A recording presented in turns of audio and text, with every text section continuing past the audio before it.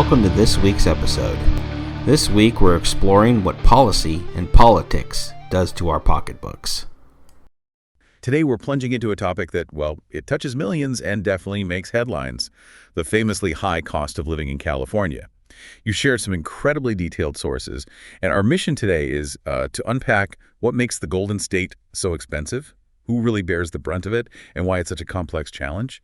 We're going to explore what some call the California paradox, how a state known for opportunity and just, beautiful scenery has become in many ways kind of a victim of its own success, where policies maybe designed to preserve that quality of life actually end up driving up the cost of just existing there. Exactly. You're looking for a clearer picture of a really multifaceted issue. Our research, looking at your sources, shows the overall cost of living in California is, notably higher than the national average. We're talking somewhere between 45 and 50% more expensive. Wow, 45 to 50%. Yeah. That puts California as the third most expensive state to live in. Only Hawaii and Massachusetts are higher. For an average household, if you add up essentials like housing, healthcare, taxes, food, transportation, the estimate is around $53,171 a year. $53,000. That's a profound baseline figure. But what's really remarkable looking at data is how much that can vary, right? Mm-hmm. The sources highlight that the monthly expense for just a single person could be anywhere from, say, $1,800 up to $5,000 or even more. Absolutely. It depends heavily on lifestyle, obviously, but critically where you live within the state. Geography is huge, Right. The overall landscape, beyond the average. And when we talk about those averages, like the $53,000, it's easy to miss the massive differences within California. For instance, the Sunnyvale. It stands out as the priciest city. We're talking a cost of living that's 126% higher than the national average. 126%. And still 51% higher than the California state average. It's way up there. Other big urban centers are also really high. San Jose, that's 81% over national. San Francisco, 67% higher. Anaheim, 56% higher. Even Los Angeles is about 49% higher than the U.S. average. And San Diego is around 45% higher. Okay, but it's not all stratospheric prices everywhere, which is, I think, a critical insight from the sources. They also show this striking contrast. If you go more inland or further north, you find cities with, let's say, relative affordability. Fresno comes up as the cheapest major city, only 8% higher than the national average. Right, which is a huge difference compared to Sunnyvale. Exactly. Then you've got Bakersfield at 12% higher, Redding around 10% higher. It really hammers home that point about how localized these costs can be for you. And if we break it down by category, the premiums compared to the rest of the U.S. are pretty stark. Housing, as you might guess, is the giant. It's a massive 116% higher than the national average. Double. More than double. Yeah. Utilities are 31% to 38% higher. Transportation, 37% to 38% higher. Food costs about 12% more. Healthcare, 15% higher. And even just general stuff, goods and services, clothes, entertainment, getting a haircut, that's all about 24% higher than average nationally. The primary cost driver. Okay, let's zero in on that linchpin then. Housing. It comes up again and again in the sources as the biggest expense, over twice as expensive as the national average, you said. The data absolutely underscores this. The median home price in California, by April 2025, it climbed to $910,160. $910,000 median. Yep. And the actual burden of owning a home has just shot up. Monthly payments for a typical mid-tier home bought recently, nearly $5,900 a month back in March 2024. That's an 82% increase since just January 2020. An 82% jump in payments in just over 4 years. Correct. And for a bottom-tier home, sort of entry-level, payments were over $3,500 a month. That's an 87% increase over the same period. The gap, the difference between buying even a bottom-tier place versus renting, it's now at levels we haven't seen since the housing bubble back in the mid-2000s. It really changes what affordable homeownership even means in California, if it exists for most people. And it's not like renting is easy either. The burden there is still significant. Average rent across the whole state is around $2,400 a month. But again, like home prices, this varies wildly. You look at Los Angeles, a one-bedroom averages $2,350. A three-bedroom, maybe $5,200. Right. And then you look somewhere like Malibu. Imagine a one-bedroom averages $6,450. Right. Contrast that with Sacramento, where a one-bedroom is maybe $5,550. It just highlights the really stark choices and the financial strain your location imposes on you. And what's really fascinating here, looking deep into the sources, is that this isn't just like normal market forces at play. It seems to be a direct consequence of decades of policy choices, political dynamics. The fundamental reason for these crazy housing costs is a severe imbalance. Yeah. Demand just massively outstrips supply. The state is facing, estimates say, a 3.85 million unit housing shortage by 2025. 3.85 million. Million unit shortage, yeah. Despite needing about 180,000 new homes every year just to keep up with growth, California only builds, on average, about 100,000 homes annually. That huge gap. It isn't just about running out of land, is it? The sources suggest the regulatory environment itself is a major factor. Things like restrictive zoning. I saw a figure something like 70% of residential areas in major cities basically outlaw apartments. That's right. It's a policy-driven scarcity directly impeding the housing supply. And then there's the California Environmental Quality Act, CEQA. Now, it's a landmark environmental law intended to protect the environment. Which is important, of course. Absolutely.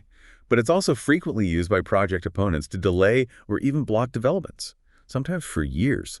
Projects needing a full environmental impact report, on average, it takes about 2.5 years just to get approval in the big cities. That process turns a protective measure into a real bottleneck for housing, adding significant time and cost. And then you have local opposition, NIMBYism, right? Not in my backyard. Yeah. Communities often resist new housing, leading to these really slow, cumbersome project reviews. I thought an example, getting a full building permit for a multifamily project in San Francisco takes, on average, 627 days. Over a year and a half. Yeah. And for single-family homes, it's even longer, around 861 days. This isn't just red tape, is it? It feels like a fundamental barrier to building what's needed. And this brings up a really important question the sources touch on. How do policies that maybe sound good, like providing financial relief or environmental protection, sometimes have these profound negative side effects? Take Proposition 13, the 1978 law. It limits property tax rates to 1% of the assessed value when you buy and caps annual increases at 2%. Yeah, which sounds great for homeowners already there. Tax predictability. It does provide that. Yeah. But it also creates this huge disparity between longtime owners and new buyers. And maybe more critically, the sources show it's led to about a 20% reduction in property turnover. People just don't move. It creates this lock-in effect. Existing homeowners are discouraged from selling, which limits the land available for new development and just makes the supply shortage worse. It's a perfect example of that California paradox we mentioned. And as if the purchase price and property taxes weren't enough, homeowners insurance is now a rapidly escalating cost too. It used to be less expensive, relatively speaking, but the increasing frequency and severity of wildfires has just completely destabilized the market. Since 2022, 7 of the state's top 12 insurance providers have either reduced their coverage significantly or just pulled out of the market entirely. Oh, 7 out of 12. Yeah. So enrollment in the California FAIR Plan, that's the state's insurer of last resort, has ballooned by 115% since 2021, especially in fire-prone areas. And the costs are going up. State Farm, for example, got approved for a 17% interim rate hike for homeowners, but they're actually pushing for a full 30% increase. It's a direct climate cost connection hitting homeowners' wallets. 3, the tax landscape. A progressive and pervasive burden. Okay, shifting gears a bit. Beyond the roof over your head, the sources point to another pervasive factor in California's cost of living. The tax system. It's intricate and definitely progressive. It really is. California has one of the highest marginal income tax rates in the U.S. The rates go from 1% up to 12.3%. And for people earning over $1 million a year, there's an extra 1% mental health services tax tacked on, so the top rate becomes 13.3%. 13.3% at the top end. And actually, as of January 1st, 2024, it went even higher. The top bracket can now reach 14.4% for wage income over $1 million. That's because they lifted the wage ceiling for the state disability insurance program, the SDI tax. So now all wage income, even for the highest earners, gets hit with that SDI tax, effectively bumping up the top marginal rate again. Okay, so income tax is high. What about other taxes? Sales tax adds up too, right? It does. The statewide base rate is 7.25%. But then local governments and districts can add their own taxes on top, anywhere from 0.10% up to 2.00%. So in some places, the combined sales tax rate you pay is actually over 10%. 10% or more on everyday purchases. Yeah. And then we circle back to property taxes and Prop 13 again. Well, Prop 13 limits that base rate to 1% of the assessed value at purchase and caps the annual increase. There are often additional local taxes and assessments that voters have approved over the years. So the average total rate people actually pay tends to be somewhere between 1.1% and 1.25%. Okay, looking bigger picture now. Potential changes at the federal level could also really impact Californians, according to the sources. There are proposed House reconciliation bills that's basically a fast-track process for budget stuff, right? Correct. A legislative maneuver. And these bills could potentially cut federal funding for really essential programs. Things like healthcare, food assistance, education, which would inevitably shift huge financial burdens back onto the state and ultimately onto you, the residents. And that's particularly important when you consider that back in 2022, Californians actually paid about $83 billion more in federal taxes than the state received back in federal funding. $83 billion deficit there. Yeah. So any cuts hit hard. For example, there are proposals to repeal the clean energy tax credits that were part of the Inflation Reduction Act.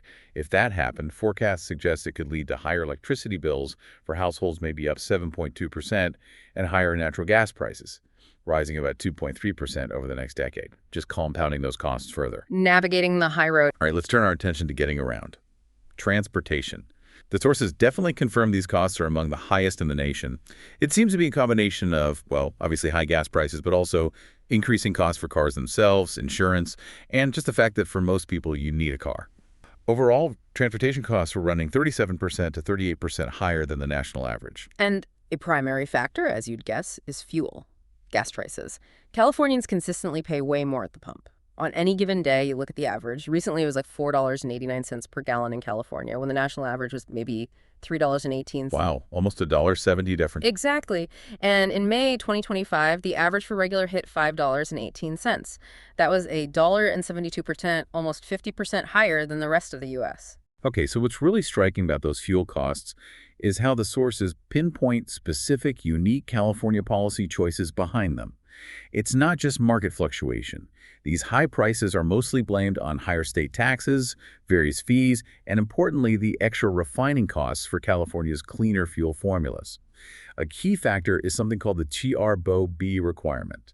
It mandates this special, ultra-low sulfur boutique gasoline blend. Right, it's unique to California. And that adds about 18 cents per gallon just in pass-through costs. But maybe more importantly, it effectively islands the California fuel market. It makes it really hard to bring in gasoline from other states if there's a shortage or a refinery issue here, making the state uniquely vulnerable to sudden price spikes. That's a huge factor. And the low-carbon fuel standard, another environmental program, also adds to the price. Some experts cited in the sources are even projecting that gas prices could soar to over $8 per gallon by December 2026 because of recent changes to that standard. $8 a gallon. That's the projection from some analysts. Plus, the state gas tax is set to go up again by another 2 cents on July 1st. And it's not just fuel. Car insurance adds up. The average California driver pays around $1,800 a year. And starting January 1st, 2025, a new state law significantly increased the minimum required auto liability coverage limits, which will inevitably mean higher premiums for a lot of drivers. So this creates that self-reinforcing cycle we keep seeing, doesn't it? It really shows how interconnected everything is. High housing costs, especially near jobs, push people further out. Longer commutes mean more driving. Right, higher transportation costs overall. And that increased reliance on cars exposes residents directly to California's exceptionally high gas prices. And which are themselves inflated by state environmental rules and taxes designed to, achieve other goals. It's a feedback loop. Powering up expensive bills. Okay, the expenses just keep coming when we look at utilities. Power, water, these costs are also significantly higher than the national average, you said, around 31% to 38% higher. The numbers are pretty striking, yeah. For electricity, the average monthly bill is somewhere between $148 and $160, but the price per kilowatt hour is where you really see it. California's average residential electricity price was 29.85 cents per kilowatt hours recently. That was 96.1% higher, almost double the U.S. average for the 12 months ending March 2024. Nearly double the price per unit of electricity. Yeah. So the average annual residential electric bill was about $7,743. That's a 75% increase since just 2010. And even water bills have been climbing faster than inflation. Now here's a policy shift that sounds surprising, maybe counterintuitive. Starting in 2025, for some of the big utilities, the actual electricity rates are supposed to go down by 8% to 18%, but the costs are instead going to be recovered through a new fixed fee on your bill. That's right, a flat monthly charge. And for most customers, this fixed fee will be $24.15 a month, which, the sources note, is the second highest flat fee like this in the whole country, and it could go up later. And one really striking thing about this change, While it's designed to be sort of revenue neutral for the utility companies overall, it fundamentally changes how those costs are spread out among customers. It means that your monthly bill, especially if you're someone who uses less electricity, might actually go up. Wait, so using less power might not save you as much because the fixed fee is high. Exactly. That fixed fee has to be paid regardless of usage. The idea is partly to subsidize lower rates for low-income households and help fund electrification incentives. But it potentially creates a regressive situation where lower energy use doesn't guarantee a lower bill in the same way it used to. And we also need to connect the sharp rise in electricity bills generally to the growing threat of wildfires, right? Yeah. Higher rates are partly funding crucial wildfire mitigation projects by the utilities, things like burying power lines. Absolutely essential work for safety, but very expensive. Yeah, so those costs get passed on to consumers significantly. Which creates this kind of compounding climate cost feedback loop. Residents end up bearing the financial burden of both adapting to the impacts of climate change, like wildfires, and paying for the policies designed to mitigate climate change, like clean energy standards contributing to higher rates. 6. Other significant living expenses. Beyond the essentials. Okay, so beyond the really big categories, housing, taxes, transport, utilities, there are several other essential expenses that add significantly to California's high cost of living, really burdening everyday households. Food costs, for instance. They're about 12% higher than the national average. The average Californian spends maybe $370 a month just on groceries for themselves. For a family of 4, that could easily be $1,288 a month. Over $1,200 a month just for groceries. Yeah. And due to inflation, food and drink costs generally are well over a quarter higher than they were just before the pandemic. There are multiple factors. General inflation, sure, but also drought conditions hitting crop output in California. Even things like tariff tensions on imported steel, which could raise canned food prices by 9 to 15%. Healthcare is another one. Services cost about 15% more in California than the U.S. average. For 2025, the annual cost estimates are around $3,150 for a single person, maybe up to $9,500 for a couple with one child. And a crucial point emerges here again, related to federal policy shifts. What happens if federal support changes? Those proposed House reconciliation bills we mentioned, they threaten potentially significant cuts to federal funding for Medicaid, which is called Medi-Cal in California, and also the Affordable Care Act subsidies. If those cuts happen, millions of Californians could lose their health coverage entirely or see huge spikes in their costs. It could potentially shift almost $4 billion a year in costs directly onto the state budget. And then there's childcare, a massive expense. California consistently ranks as one of the most expensive states for childcare. Average annual cost for infant care in 2025, $19,547. $19,000 a year for one infant. Yeah, that's about $629 per month. And in cities like San Francisco, center-based infant care averages a staggering $3,771 per month. And what's particularly striking, beyond the cost, is just the lack of availability. Only about 25% of California's infants and toddlers actually have access to a licensed childcare spot.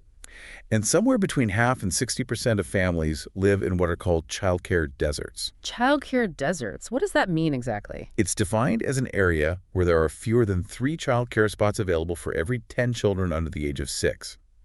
It just highlights this huge societal challenge impacting families. It's not just expensive, it's often simply not there. So when you add all this up, what does it really mean for the everyday Californian? The sources clearly show that lower-income Californians bear a disproportionately heavy burden. They're spending something like 80% of their household expenses just on basic necessities. 80%.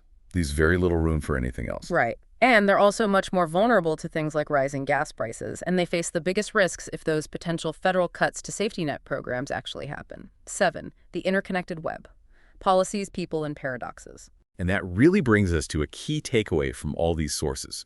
The different parts of California's high cost of living aren't really isolated issues. They form this complex, interconnected system.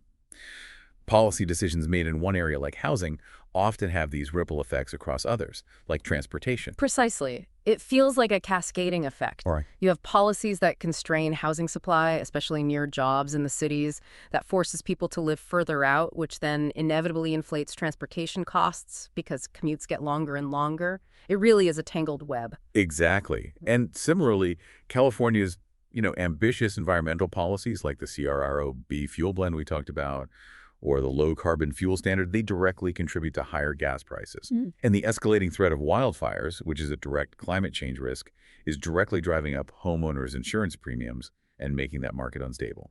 It's quite sobering to realize, looking at the data, that these spiraling costs are directly contributing to people leaving the state. An exodus. In 2024 alone, 75,000 people reportedly left California, specifically because of the high cost of living. And between mid-2021 and mid-2022, California saw a net loss of over 400,000 residents to other states. And notably, a disproportionately higher share of those leaving were college-educated individuals. And this outmigration, it has serious consequences for the state's job market, for its tax base, its overall fiscal outlook. The housing crisis alone is estimated to cost the state something like $40 billion every year in lost economic activity, lost GDP. And it has political impacts too, right? California actually lost a congressional seat after the 2020 census, partly due to slower population growth linked to these issues. And this brings us right back to that core insight we started with, the California paradox. The state has this inherent appeal, right? Amazing climate, natural beauty, diverse economy, high-paying tech jobs. All that attracts people and drives up demand for housing and services. Absolutely. It's desirable for a reason. But then, the very policies often designed to preserve that quality of life, like the stringent environmental regulations, the restrictive local zoning, the community resistance to new development, they inadvertently end up constraining supply and inflating costs across the board. It makes the state increasingly inaccessible for so many people who are drawn to it. Outro. So, this deep dive has, I think, truly laid bare that California's high cost of living isn't a simple problem with an easy fix. It's a really deeply entrenched issue. It stems from this complex web of economic forces, demographic pressures, and maybe most critically, decades of specific state and local policy choices. Housing, taxes, transportation, utilities, those seem to be the primary drivers, with lower-income households really bearing that disproportionately heavy burden. And looking ahead, several trends highlighted in the sources suggest the pressure is likely to continue. Those fundamental supply constraints in housing aren't going away quickly, and demand remains high, so housing costs are likely to stay elevated. Utility bills seem set to keep increasing, driven by infrastructure needs, wildfire mitigation, and that new fixed fee structure for electricity is rolling out. And the potential for federal cuts to essential programs like Medi-Cal looms as a significant risk for millions of Californians. So, given everything we've explored today, based on your sources, what does this all mean for the future of California, and maybe for you, the listener, if you're living there or thinking about it? Well, it really begs a fundamental question, doesn't it? California has these strong commitments to ambitious environmental goals, to providing robust social safety nets. Those are core values for the state. But how can the state truly balance those vital policy objectives with this urgent, pressing need for affordability, especially as maybe traditional revenue sources fluctuate and potential federal support waivers? What kind of innovative approaches might be needed to untangle this incredibly complex web? And ultimately, what does it really mean to be the Golden State if only a relative few can truly afford to live there and thrive? Something to think about.